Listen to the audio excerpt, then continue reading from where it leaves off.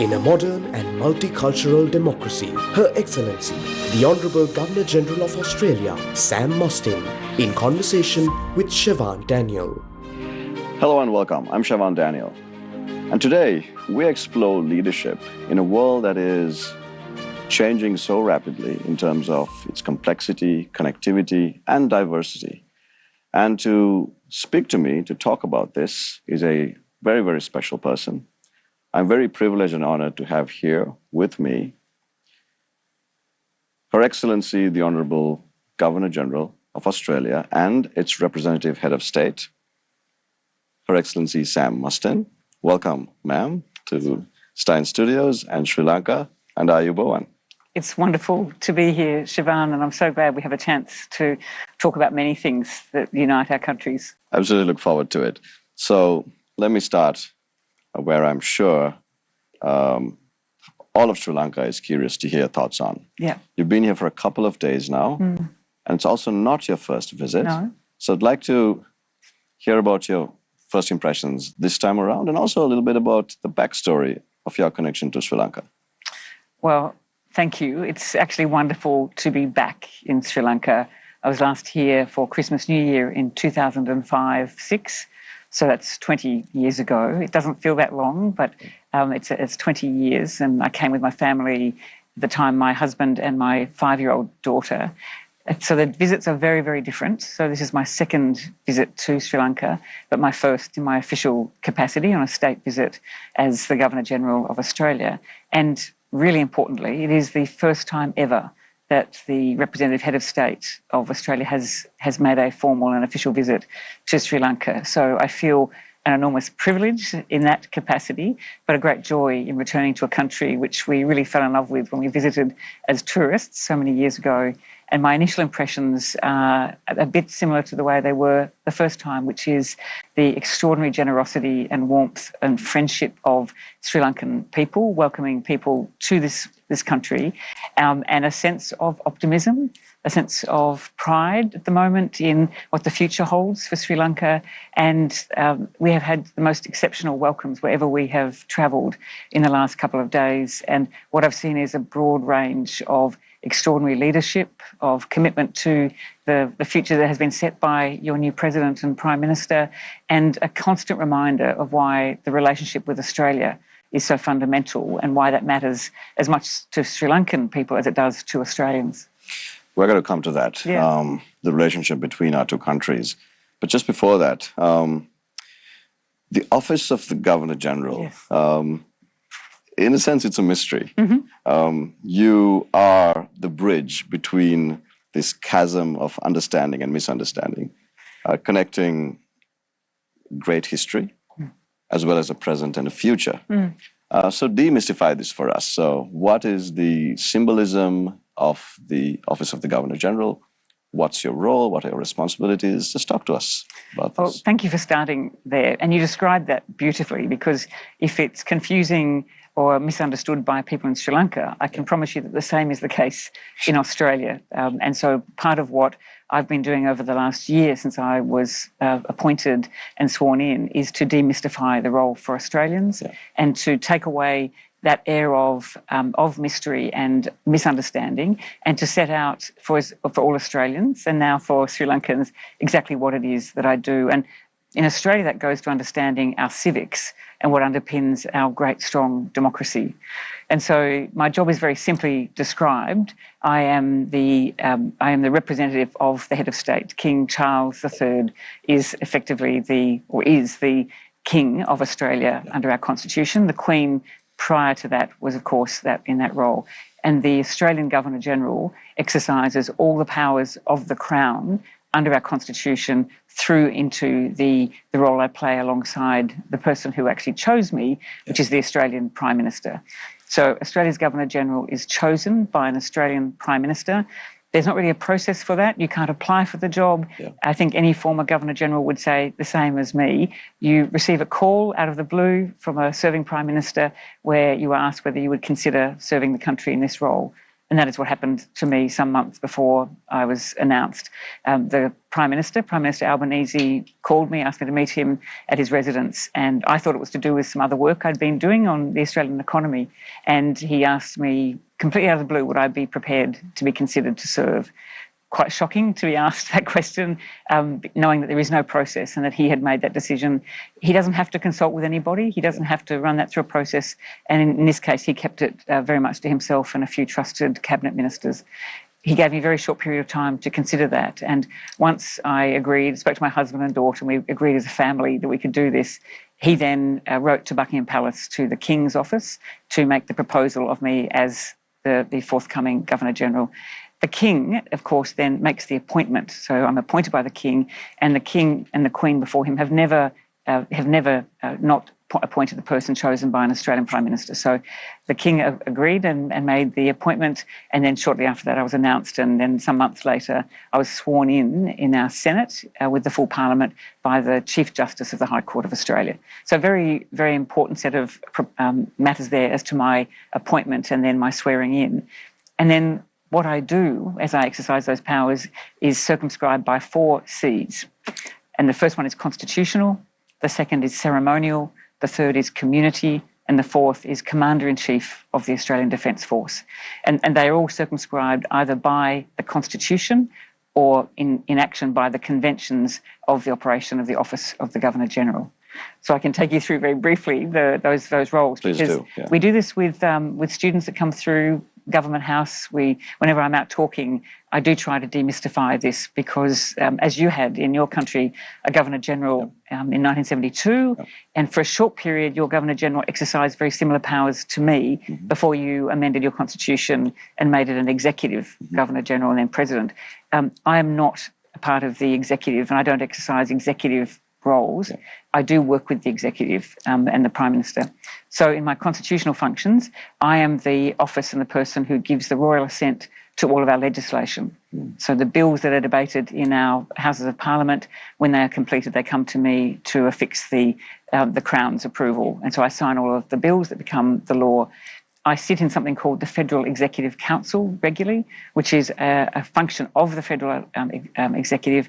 2 senior ministers regularly sit with me and we work through the delegated work under legislation, often regulations, treaty-making powers, appointments, and I sit in council and I have an opportunity there to ask questions, to make sure that the proper processes have been followed and to sign off on appointments, treaties, regulations. That's an important part of the role, but I'm working alongside the ministers at that point.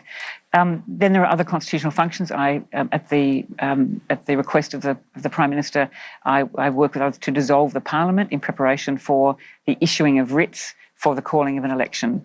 And I receive the writs on return and I swear in the Ministry and the Prime Minister after elections have been completed. So they're very much a combination of constitutional and ceremonial. Community is really what I spend a lot of my time doing, which is something that former Governors-General, one in particular, Sir Zelman Cowen, said was the Office of the Governor-General, which was to reflect the light and shade of the country back to Australians and to the government. Right. So I travel all over Australia and I meet people, go to places often where politicians are that don't go, or where people don't want to talk to politicians. They want to see someone who has no politics, no policies, and is really just there to listen on behalf of all Australians. So I travel across Australia into remote regional communities, outer suburbs, and I listen to the stories of Australians, and often they will share with me things they would like me to convey back to those that have agency to affect their lives. It's a very powerful part of the role. I meet children everywhere I go to schools. I talk to young people a lot about their vision for a strong democracy and remind them about their role as participants in our active democracy as citizens. I often explain to them that Australia has one of the great strong democracies, stable democracies. We have compulsory voting, independent electoral commission, independent judiciary, a system where people show up as citizens and where we can change parliaments peacefully and the work goes on, the governance of the country goes on. The final role is Commander-in-Chief of the Australian Defence Force. Now, that doesn't mean I command the Defence Force, in fact. Again, this is a power that I have under the Constitution, and it is largely ceremonial, although on the advice of the Prime Minister and the Defence Minister, I make the appointment of the Chief of Defence, and I can remove those roles on the advice and counsel of the Chief of Defence and the Prime Minister. But I work very closely with the Chief of Defence and the chiefs of the three services as a representative of Australians who care about our modern Defence Force. And I'm the person who most often will go to commemorations to thank and think about and reflect on those that gave their lives and sacrificed for us over in war, in peacetime operations all over the world. And so when I'm travelling to a place like Sri Lanka, it's been important for me to visit the cemeteries here, the Commonwealth War Graves sites, to pay my respects to Australians who died here during the First and Second World War, and to thank the Sri Lankans who tend to those cemeteries so beautifully and keep them in a way that Australians can come and visit to pay their respects. I do that a lot around the world. Most recently, I was in Turkey, in Gallipoli, where I attended the 110th anniversary of the Anzac Day landings to give the Anzac Day address on behalf of Australians. I spent a lot of time at defence establishments around Australia supporting the modern Defence Force.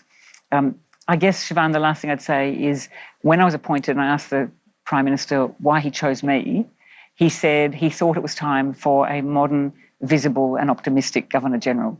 And so I'm in the business now of, and it's a big project, of asking myself and speaking to the nation about what does modernity mean for the office of the Australian Governor-General. And in part, it's to do this and answer your question about demystifying, explaining the job, talking about the fact that whilst it has lots of ceremony, it has some very significant parts that give stability to our democracy. And I'm very proud to serve in the office. I served for 5 years, and then whoever is Prime Minister at that stage will then go through the same process and choose the next Governor-General of Australia. But it's an absolute honour to serve, and I particularly like the part of my role which travels the world, particularly to places that we share common bonds of friendship and values, to see and to take the stories back to a country that admires Sri Lanka so much. Absolutely. I think you touched on a really important point. Leadership ultimately is, and leadership in a very modern multicultural democracy. It obviously poses challenges, is a great responsibility, and also has possibilities and potential. And your role, in a sense, embodies those three very vital objectives. Your background, very eclectic and diverse background in corporate Australia, in the arts, as in advocacy.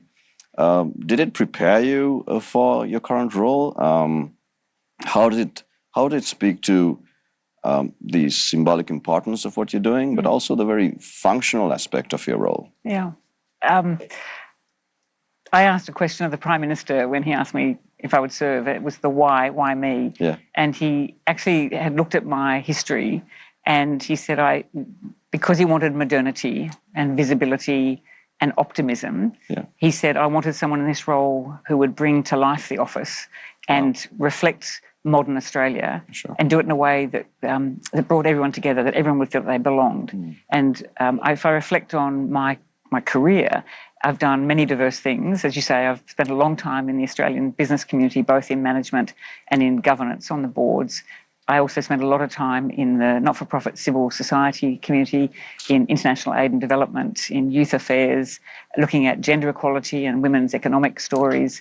I've done a lot of work in sport, particularly Australian rules football, but not limited to that. I served on... But not cricket. Not cricket, although I am the patron of Cricket Australia, so I now have a very strong relationship with our cricketers, and we could talk cricket as much as you like, because this is a very, very favoured place of our cricketers to come to Sri Lanka, of course, and many of our cricketers I know are heroes and increasingly heroines, because we've got great women cricketers.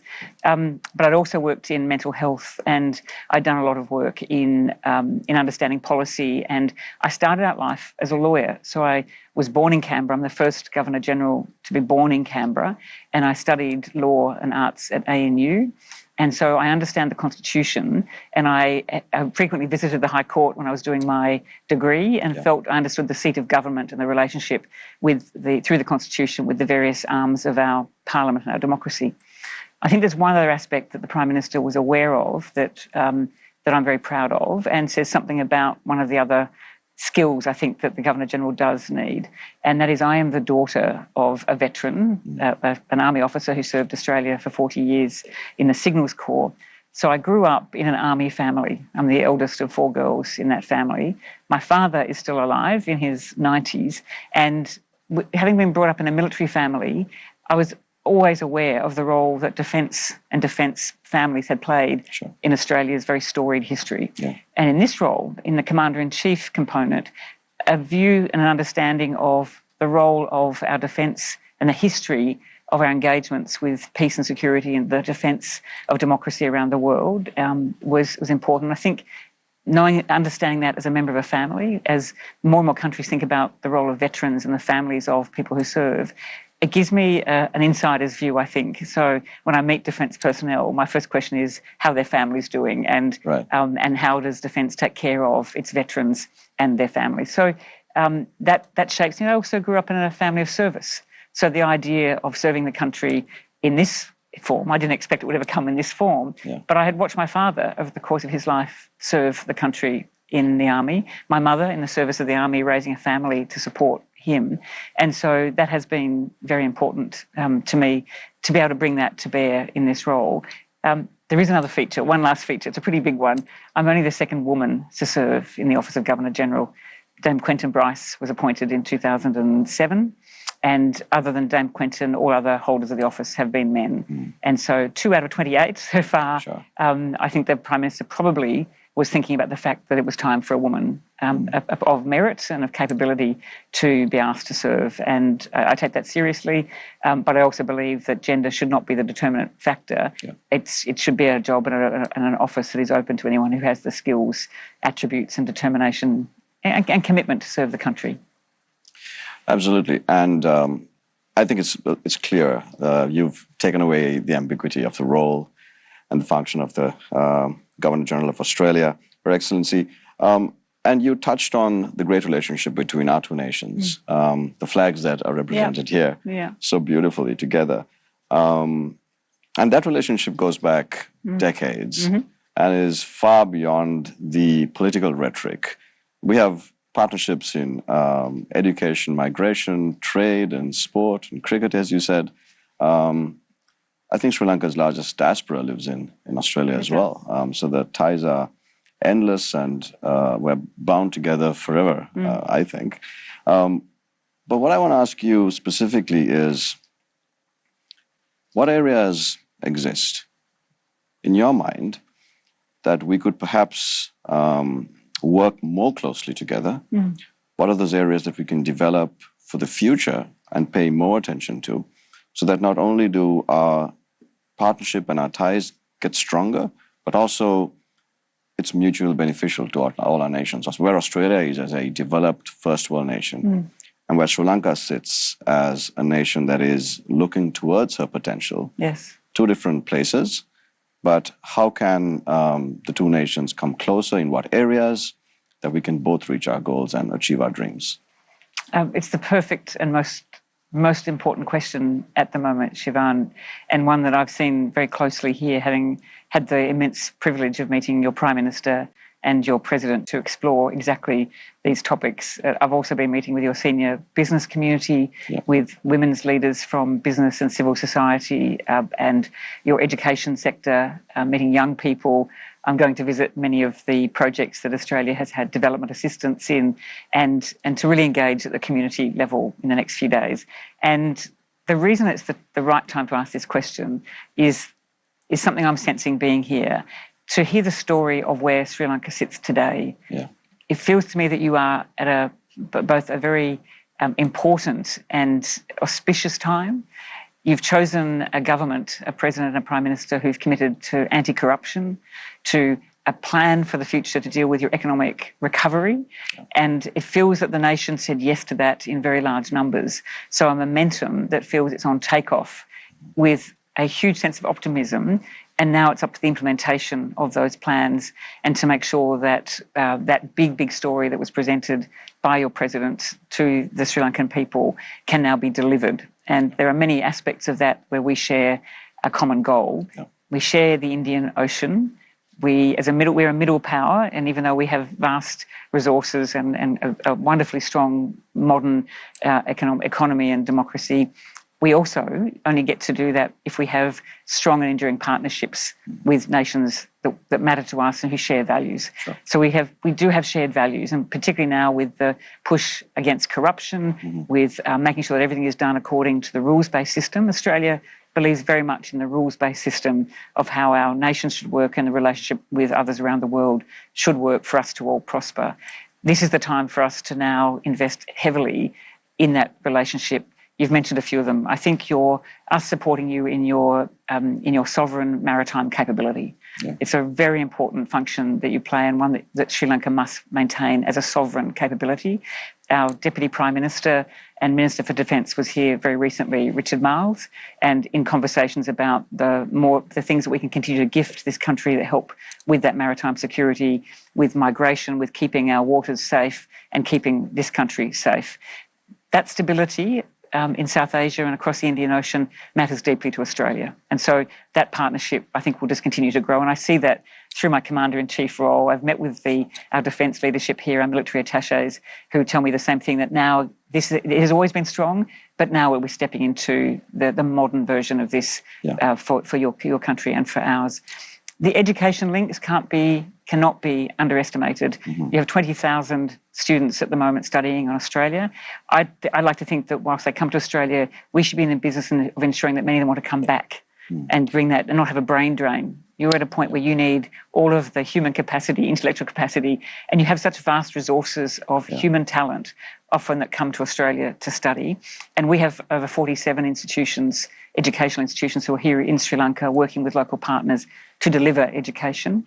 I think we could help you tell the stories of why vocational education is as important as university education. Yeah. It's a story we've had to deal with in Australia, and to make sure that vocational education is not seen to be the lesser of the two, that to build skills against the criteria of a country's skills demands could be some of the most rewarding and important careers that young Sri Lankans can have. Sure. We've just reissued the National Skills Program in Australia, reinvested in our technical and further educational vet sector. There is much we could do together to say, here, you have so many graduates of A and O level education who can't get places in universities and should feel really proud to engage in vocational training and get qualifications that provide them with wonderful skills, but wonderful careers and good money and a sense of actual achievement. So education is really important. I think we underestimate the power of the cultural ties between us. So many of my friends, my dearest friends who came from Sri Lanka are now Australian citizens, teach us about culture and arts. One of them, Shakti, my dear friend, has written some of the great plays. He now calls himself a Western Sydney writer. But of course, he's a Sri Lankan man of us now with an Australian life. But he's been writing plays that have travelled the world about what it means to be part of a diaspora community in a modern Australia that is trying to find its own way through multiculturalism. And we are a country that really is defined by the last 50 years of multiculturalism, migration and refugee arrivals, combined with our very deep First Nations history. Yeah. And I've been travelling Australia talking about the fact that rather than thinking about that as multiculturalism, think about that as modern Australia. That the picture of a modern Australia is something that we haven't really allowed ourselves to lean into. And it's the people who've come from somewhere else, have had families in Australia, second or third generation Aussies whose families came from somewhere else, which gives us an incredibly global orientation. Naturally, our Foreign Minister Penny Wong is a good example of that. Many of our foreign diplomats, our diplomats who travel the world, now were not born in Australia, or families were not born in Australia, and yet they are our representatives of our nation, our modern nation, back out in the world. These are great strengths. And Sri Lanka, with almost 200,000 people in the diaspora, teach us as in Australia what that modernity looks like by paying respect to different cultures that we integrate into ours. So there's many things that bind us, but I think we're most interested now in how you and your nation, your leadership, business and the community come together to fulfil that ambition that your president has spoken about, your prime minister works to do, which is utilising the full human capital, working with your partners internationally to build this economy and to have the recovery then lift off. We visited the port. You're one of the most successful ports in the world. You see so much traffic that comes through in a transnational sense. It's a very effective, efficient port. So you service the world from here. And I just see potential wherever I go. You have a deep sense of culture. You offer friendship. There is something about the similarity of our care for one another and care for community that is so evident.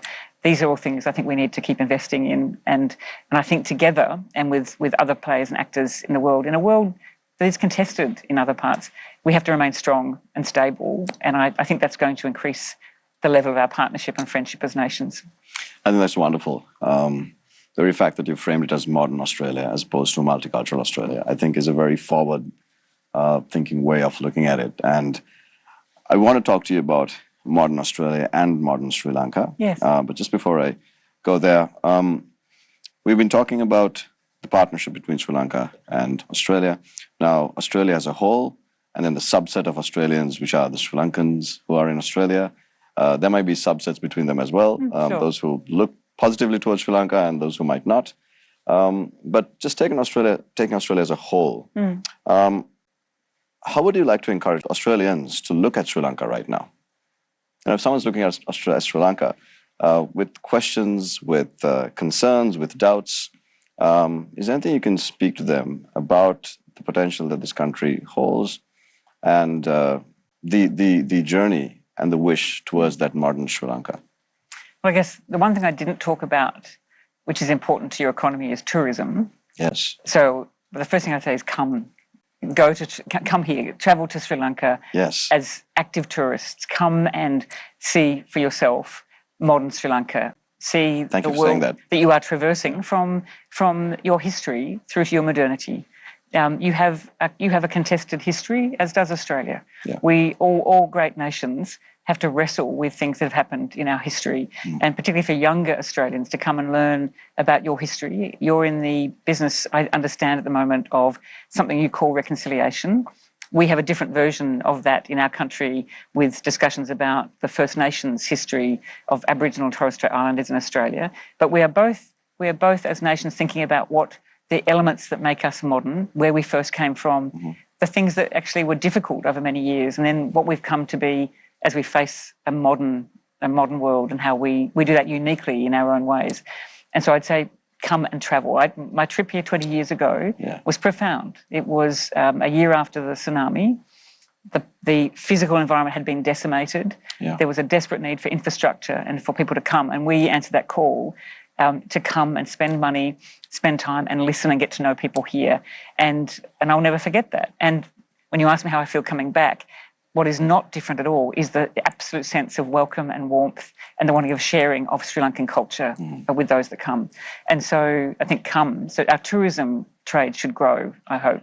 I think I'd encourage business people to think about what does foreign direct investment look like once you've established that you can deliver an economy that is corruption-free. Yeah. That has been a promise made by your leadership. That's very important to Australians and Australian businesses and those that want to invest. We have a lot of capital to invest in many different ways, and FDI is something that we do around the world where we see places that take seriously the rules-based system, do not have corruption, and where money can be invested for the long term, where we prosper together.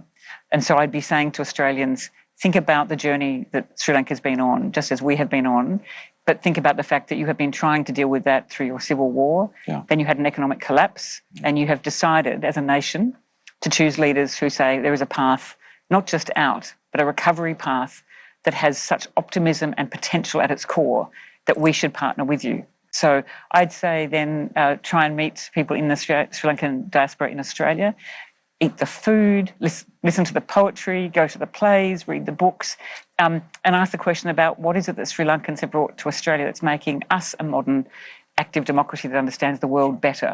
And it is about listening to one another. I think when I accepted this role, I said that the Governor-General of Australia the office should have at its core care, kindness and respect. Yeah. I think that's something I see in Sri Lanka, is care for one another, care for your culture. There's a kindness, I feel, and then the respect for how we go about the things we do and how we respect each other as nations and as people. I find here that you can immediately drop into a very personal relationship and feel that warmth. And that goes all the way up to your parliamentarians who come to Australia on parliamentary visits. Our Department of Foreign Affairs and Trade does some investments in Sri Lanka for your parliamentary representatives to come and see our democracy. Sure. We send parliamentarians here. The Prime Minister appointed Tim Watts as a special envoy for the Indian Ocean. He comes here regularly to see how things are going. These exchanges are so important to learn from one another. And I think Australians will admire what is going on here because of your commitment to lean into the future with a set of values and commitment to sharing that with us. So I'm filled with nothing other than optimism. And having had that conversation with your President and your Prime Minister, and of course, your Prime Minister is the Minister for Education. Yep. So she understands this human capital you've got, this potential you've got that you can share both with your own country but with the world, and you do.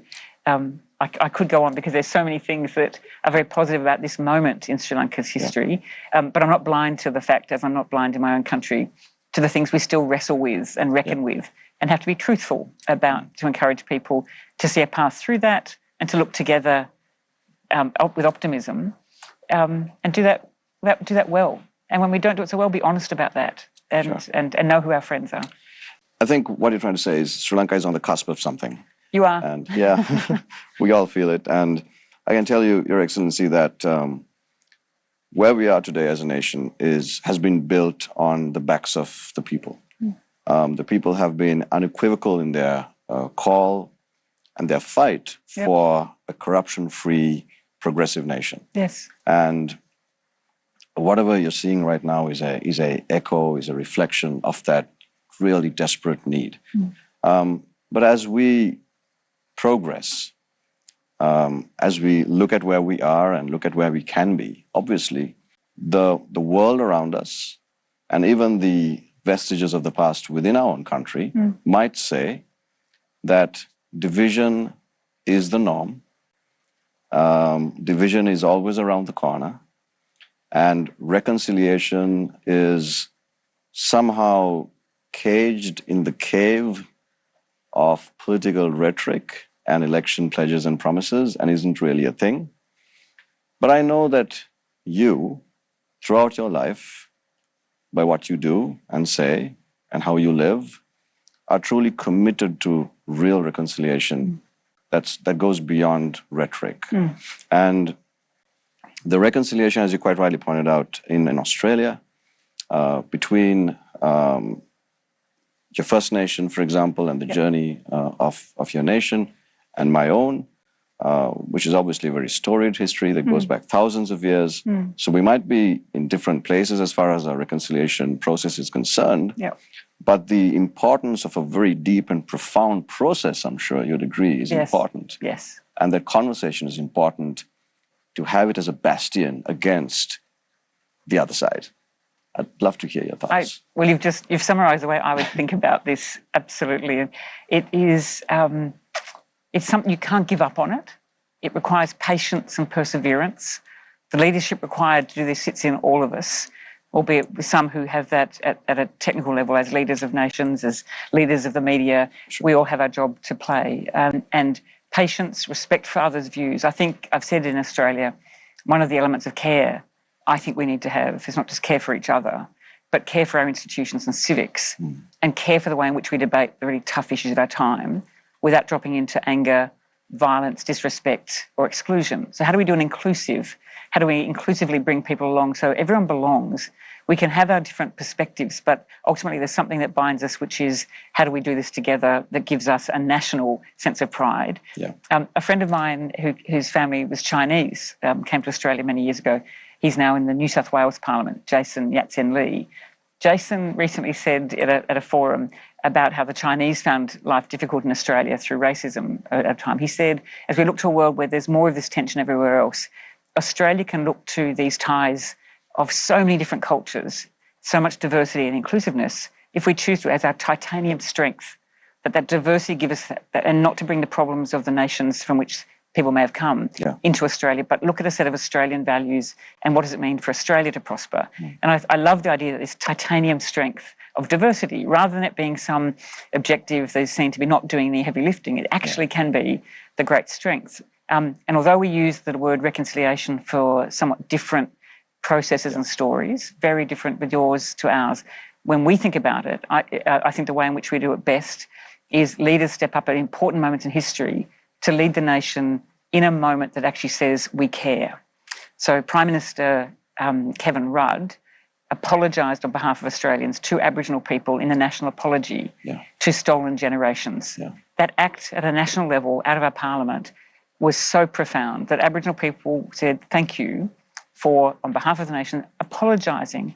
Now, the current Australians weren't the perpetrators of that. Yes. But the Prime Minister at the time, with the support of the Parliament and the people, made an apology that has had resonance throughout the years ever since, as we've grown to understand more about our First Nations history and how it should be a braided history, how all these things should braid together with the arrival of the British and the colonisation program in Australia that then moved very quickly into migration and refugee arrivals. These storied, three big stories, but underpinned by a strong democracy, a rules-based system, a citizenry that shows up as Australians.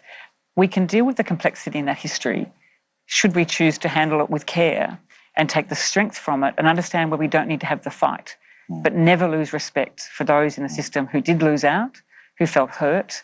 And I think the simple act of apology that happened in our country said something in that moment that it was acknowledged. That was our history.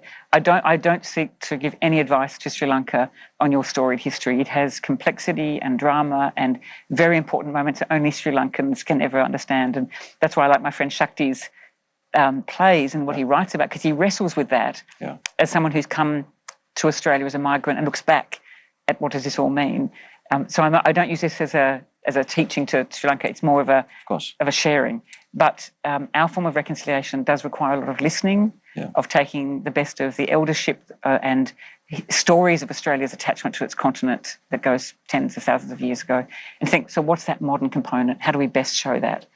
And I think what I see in Sri Lanka with the steps of removal of corruption, the arrival of people who don't have a dynastic right to your political leadership, who represent the people, who speak about the people. I keep seeing that. I met the Mayor of Colombo this week, and her enthusiasm and her desire to engage with the people of local government in Australia to see how to work together. These are all moments to celebrate and to say, despite that storied past, there's something courageous and brilliant right now, and it does feel like a takeoff point. And I'd like to think that Australia and Australians are going to be working right beside Sri Lanka and Sri Lankans to achieve that, because I think we have very similar stories to share and to support one another. To young people watching, you think there's a benefit to strengthening diversity? Because they've got to see some hope for the future.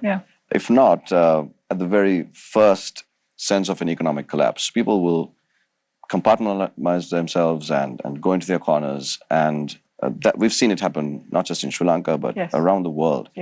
But strengthening that resolve to be diverse but together, united as a nation, as a people, there's a benefit? Absolutely. I said when I took on this role to the Prime Minister and then in my opening remarks to the Australian people that one of my great drivers was to show up for young people. I think people in public office, in senior positions of authority, the people look to us, people like you in the media, they want to see a model of what it is that's being promised and is it seriously being delivered. And I think about that with every interaction I have, that if a young person's watching, they don't want to see someone who's enjoying the privileges and has lost touch with where the world is going or what the unique modern issues are for young people. They're very different issues. In my country, the levels of mental health pressure, the pressure of conformity through social media, disinformation, misinformation, a sense of how does a young person feel they belong in a national story and pursue their goals when their lives are so different and the circumstances are so different to as I was growing up. So how do we show up and behave in a way to give them a sense, not just of hope, but of absolute pragmatic belief Sure. that we're going to do it, and that we're doing it because we want them to take over. We want that youth movement to come through. I'm glad that in Australia we spend a lot of time listening to the aspirations of young people, encourage young people to get involved in local government, to step into leadership positions, to pursue the things they care about, and to be treated seriously. And if we don't do that, and we assume we can just build a future without taking account of who's coming, then we'll fail. And so I think they need to see us not just promising things, but behaving and delivering things that encourage them to be active citizens. So it has never mattered more, I think, to give them a sense of a future that they will be part of, that they can prosper in, and that intergenerationally they haven't been forgotten, that the riches of whatever past we might have had are not being transferred. And that's why I think young people care about climate change. I think our nations share a deep concern about how we respond to the investment in climate adaptation, and how we show up in international fora and in the Indian Ocean fora around climate change, on inequality, and the strength of diversity in that conversation. You have a group of people who come from different backgrounds, different experiences, different ways of life, and you bring that together and you treat it seriously and respectfully. That's better decision making. That gives you the best sense of the future, taking care of risks, grabbing opportunities. And I do see in your young people that come to Australia a natural entrepreneurialism, a spirit of doing things differently, and many of them are pursuing careers that will be very good for them personally and financially, but they immediately want to give back. So they're social entrepreneurs. They build social businesses that make profit but put the profit back into community. Right. They're teaching us about a way of committing to community as part of our future that I keep listening to. So yes, it matters deeply, and I see that happening here. That's why I think education has been such a strong part of our relationship. And you have got some of the most talented young people in the world in big numbers who I think are going to be helping to drive that great uplift in economic reform. I think that's beautifully said, and it reflects this deep cultural sense of giving that Sri Lankans possess. Yep. We call it dharnya, which basically means you give even if you might not have as much as you'd like to. And I think that pervasive cultural norm is Sri Lankans carry it wherever they go in the world. And you're someone who also champions the causes that you just mentioned: inclusivity, gender equality, the fight against climate change. These are part and parcel of who you are. And Your Excellency, these are very diverse fights. The causes are quite different, and they're almost, in a sense, unpopular, difficult, very difficult, but they must be done. They are even denied sometimes when the facts stare us in the face. And this focus on the truth and facts, and then addressing that truth and facts, the objective truth, somehow just disappears in all of the noise that I guess even the media is responsible for. So, Your Excellency, my question is, you've lived a life committing yourself to fight for these important things. It's becoming increasingly more difficult. So how do you speak to young Australians, young Sri Lankans, to stand up and understand the objective truth and then fight for it so that they can be part of that progress? You're right. There's always been, these issues are complex. The solutions are... it's easy to be on the other side. It's very easy. It's very easy to be negative. It's very easy it's very easy to politicize, and it always has been, to take sides and then fight a contest that becomes fact-free and is all about ideology or about the fight for power. Now, I have no politics in my role. In fact, I take that so seriously that I gave up my right to vote in Australia for 5 years, so that I will never have to write on a ballot paper a choice of party while I'm in this job. Now, to give up my voting right is a big deal because I take very seriously the compulsory voting system. Is that a constitutional requirement? Or no, it's not required. There is a convention of letting Governors-General choose as to whether they will vote or not. Right. And I chose to write to the Electoral Commissioner to say, I choose not to. Please don't fine me, and please don't think I'm a bad citizen. But my reasons are quite clear. Right. I have to be totally beyond politics. I have to have no policies, no politics. I have no money to dispense. So I have to represent something as the representative head of state that can always be always driven by truth by advocacy for the nation, and to respect and respond to what it is the nation is wanting to have reflected back to our government. And I say that because when I wasn't in this role and I was advocating with facts and data around things like the value of equality, whether it was gender equality or the rights of anyone to be able to pursue careers in life and not be excluded, or on the climate side, how to find solutions or to try to prevent some of the incredibly obvious scientific evidence to say that climate change just keeps rolling unless you do something about it. It's a physical side of, or physics tells us that, and climate scientists tell us. And I came to climate through a very interesting lens. I wasn't an environmental activist. I wasn't someone who had protested. I came to it as a business person in insurance and worked for Australia's largest insurance company at about the same time that Al Gore was writing The Inconvenient Truth and talking about science from the 50s and 60s. And to work in Australia's largest insurance company and see the data, the claims data, that showed that the country would have an insurance problem over the next 20 to 30 years with the progress of these natural disasters getting worse and worse. For me, it was an economic issue. It was a rational economic issue to raise, to say, if we don't do something about this major risk, the risk grows and grows and we will never get ahead of it. And who knows what that will be like, what the climate catastrophe could look like. So how I now describe that in this role without politics is we have to remove disinformation and misinformation and deal with the hard facts. And we have to lean into that. We can't do it as one nation. This is a global problem. That's why the United Nations matters. It's why bilateral relations matter. It's why we need to keep our oceans healthy. It's why we need to do things with Sri Lanka to ensure that we deal with the facts. And to your question about how do we give young people a sense of optimism, is we have to help them understand how to go looking for facts. And in Australia, we're involved in a project on civics where we're asking, and media literacy. We're asking young people, whenever they receive information, to stop and pause and ask themselves the question, where is this information coming from and what is the intention of the person trying to send it to me? If I can't work that out, go and look for the information and be active citizens, work on facts, and then think about what your reaction is and work with organisations who care about the facts and care about the future. And that's a very simple thing, but against a hurricane of disinformation and misinformation, we're asking a lot of young people. So in the meantime, adults, grown-ups, people in these positions have got to remain clear about why these things matter and how we're going to work together. What does it mean? What does climate adaptation mean at a global level? How do we help out nations that will be particularly vulnerable?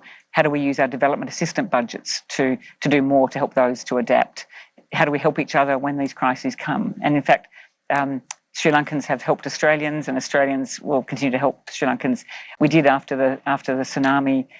We made sure we're here. We did again after your economic crisis, providing financial assistance. So we've got to keep showing up in ways that say we care and that we're facing this future together. And these global issues, we've got to have good answers. Doing nothing is not an answer for a new generation. And if they see us doing that, why would they not be angry? Why would they not fight against the system when we want to bring them into a system of trust? And come back to what you're doing here and what we're trying to do in Australia. Re-enliven our civics, our civic life. Show what people in leadership can do when they are not corrupt, when they believe in the power of the people, they believe in bringing people to more equality. Women are engaged, people of different faiths, people of different economic circumstances participate. To me, that is just the smartest thing to do, to bring together your greatest assets, your people, and show them that they care and we care, and that leaders care. And I've had a few people say when I talk about care and kindness that it's kind of soft stuff. To me, care and kindness is the hard edge. When you've got to be measurable on how you show up for care, how does kindness show up in our economic discussions, in our international fora, in a rules-based system? It's hard. You've got to be prepared to show how you care, how you show that kindness, what the measurable outcomes are, and you've got to persevere and be patient and sometimes put self-interest aside for the common good. And that's hard. And that's what I think will define future leadership. I think it's what young people desperately want to see. They want to see leaders who say, it's not about my privilege or my power. It's about caring for another generation. And I see a lot of that here. And I hope that that's what we'll see growing in Australia, because again, our talent lies in our young people and in their diversity, in the strength of their diversity. In Australia, modern Australians are growing up in a world that is so diverse. It is unrecognisable to me, to the community I grew up in, which was largely Anglo-centric, with a few people with migrant backgrounds. That is not the Australia of today. I'm about to turn 60, and as I look over my 6 decades, that's where Australia's modernity has come. Yeah. And it gives us, as Jason says, our titanium strength. Sure. Should we choose to tell that story back to ourselves and to the nations that we care about? And so that's what I'm enjoying about this trip, that we're sharing all these stories, and I'm getting to meet some of your young people. It's incredible. The principles you're talking about are of the highest ideals and pedestals of humanity and leadership, almost Marcus Aurelius-like. Do you know who does this as well? King Charles. Sure. So, I am a representative of King Charles. For all intents and purposes, as with all the realms, I am the effective head of state. But King Charles is the King of Australia, and I've spent time with the King, both in Australia and in the United Kingdom. And what I see in him is a modern king. His modernity, his desire for the Commonwealth to matter. We are both joined by our membership of the Commonwealth, Sri Lanka and Australia. He's interested in that. He's interested in what do these big macro stories of climate, of equality, of how we work together as a world. And I like that in him very much. And the questions that he asks about how Australia's going always goes to how are we going on reconciliation, how are we going on our responses to the things that are disruptive, like climate. And so I feel like this modernity that's dealt with and underpinned by care and kindness is something that the King cares about, the Crown cares about, and by exercising those powers through our Constitution, I feel really proud that I'm able to be that modern Governor-General that has optimism and kindness and inclusivity, because it's totally consistent with our constitutional arrangements. And I want to come back to King Charles in just a bit. Yeah, sure. But before that, just going back to what we were talking about earlier, on the challenges and opportunities that present themselves to young people, particularly young Sri Lankans. Sri Lanka sits at what I think is a silent Suez Canal. We have 35,000 naval vessels, 4,500 oil tankers, and 45,000 airplanes flying over Sri Lanka or sailing just adjacent to our southern coast every year. And that's even higher than Suez Canal, the traffic Suez Canal sees. And now, while that's an opportunity, it's also a challenge in terms of the kind of pollution that we're dealing with. And so I think these global challenges present opportunities for global level leadership. And that leadership has to emerge from Sri Lanka. So I think I would love to hear your thoughts on, in terms of a message to Sri Lankan, the youth particularly, who might be accustomed to thinking about a future maybe overseas, as opposed to a future within this beautiful island. Well, I start by saying I'll speak against Australia's interest in this answer, because we benefit from Sri Lankans who come to Australia to study and then stay. The brilliance of Sri Lankans throughout our medical system, throughout our care system, our education system, our retail, it's profound. That's why you have such an extraordinary impact on our sense of who we are. So I'd say to those young Sri Lankans, if you're going to come and study with us or somewhere else, come home. Make sure you bring those skills here. Don't be part of a brain drain out at a moment where your country is on liftoff. So do come and spend time with us, spend time achieving that level of education, but come back here as teachers, come back here as educators, come back here as business entrepreneurs, to show a generation that there is something really worth fighting for as Sri Lankans in Sri Lanka. That is something to be very proud of. And now is the moment to have confidence that can happen. And as I see wherever I go here and in Australia, there will always be these ties in the places that you do your education, but to come home and to have a confidence that this will be a modern, successful nation that is actually showing the world. Because I think sometimes small is mighty. We both share the fact that we are islands. Yours is smaller than ours, but there's an ingenuity, a love of nature, a love of industry, and as you say, you see the world coming through and via Sri Lanka. Turn that into the great advantage of how you can be the most ingenious of inventors, drivers of business, of outcomes. But we will all have to remain alert to, a young generation will have to see the current leadership sticking with the plan that you are now on, that gives people an absolute sense that stability is now here and that people will invest. I'd say if Australia sees that, we will invest more. There'll be much more here to do, to prosper. And those that want to come home then should come home and be proud to come back. and to bring back the skills that are also unique to this part of the world. You mentioned the challenges of pollution. Yeah. I saw yesterday at the port one of the companies very successfully growing the traffic there whilst reducing pollution, Sure. CO2, water usage because of a commitment to sustainable development goals. This is a place that can do that and proudly say that there's no inconsistency between global goals on sustainability and growth of the economy.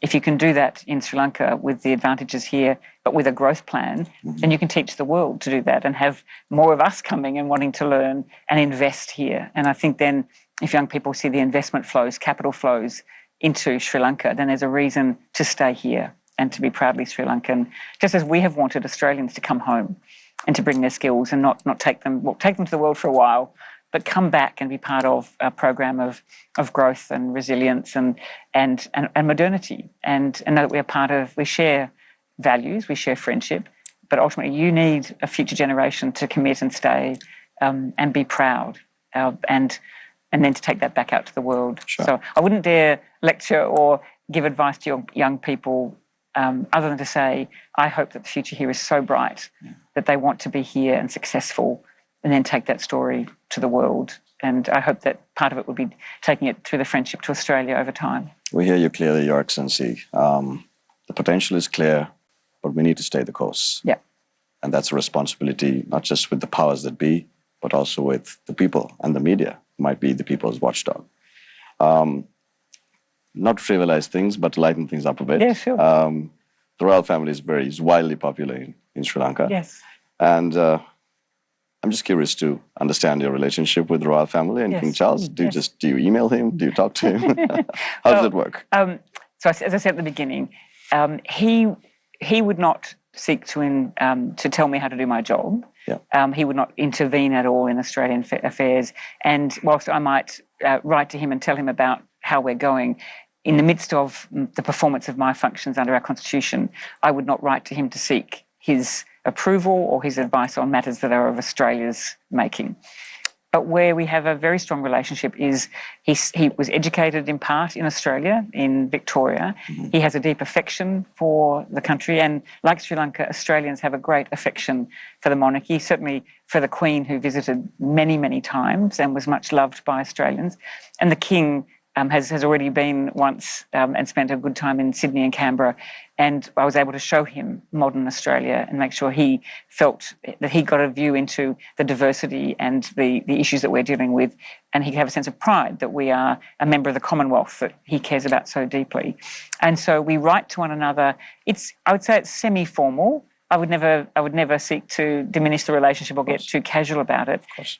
I spent time with his sister, the Princess Royal, Princess Anne at Gallipoli. She is the patron of the Commonwealth War Graves Commission, and we were there at those extraordinary grave sites at Gallipoli together. And she's visiting Australia later this year as the Colonel-in-Chief of the Royal Corps of Signals in the Army. It's the centenary of that corps. Right. So I'll spend time with her when she comes, and her visit will be people will be interested in it and be delighted she's coming.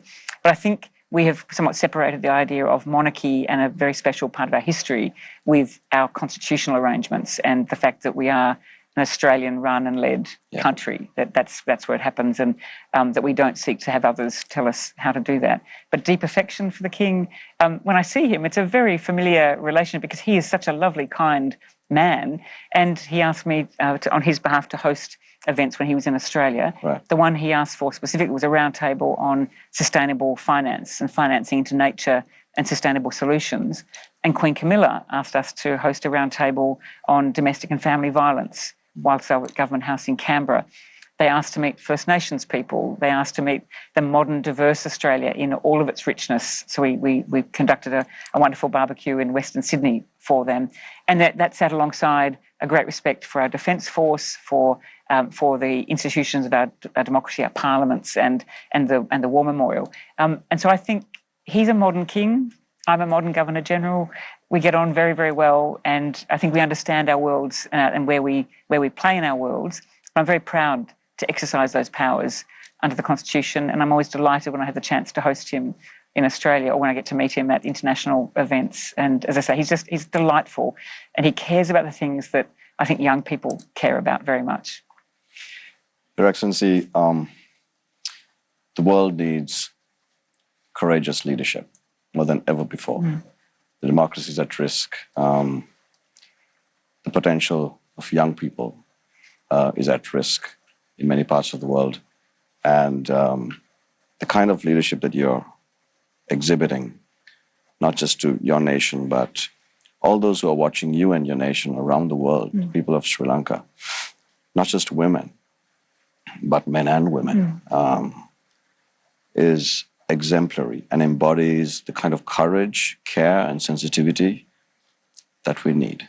And I think it's easy to be transactional. It's so much more difficult to be profound, sensitive, caring, and I think the word is courageous. So on behalf of all of us here at Stein Studios, and I think I speak on behalf of all Sri Lankans. Oh, that's kind. Thank you for making it here to Sri Lanka for a second time. We hope there'll be many more visits in the future. And we wish you all courage as you continue to break glass ceilings. Thank you, ma'am. Can I thank you very much and Stein Studios for reaching out to us to offer this extraordinary opportunity for a long-form conversation. One of the things in our world that is happening too much is sound bites. Sure. And pieces of information that don't give the population and young people a chance to reflect and think about where they fit in the world. So you've given me and my office a chance to talk about what matters to us. And I think we look to a future generation that is looking for us to behave in a way that gives them a sense that we do care, and that courage is actually underpinned by care, and that takes time and perseverance, but also these kinds of conversations where we learn to respect one another, learn from each other's differences. And I've so enjoyed our conversation and the way you framed how you see the relationship and how you see the role of the media, because I think you play one of the biggest roles in all of this, which is how you tell and share stories, particularly young people, but with all Sri Lankans and the world, that gives them a sense of their own agency and interest in what we're all doing. So thank you. It was an honor, Your Excellency. Thank you. Thank you for joining us, and we'll see you soon.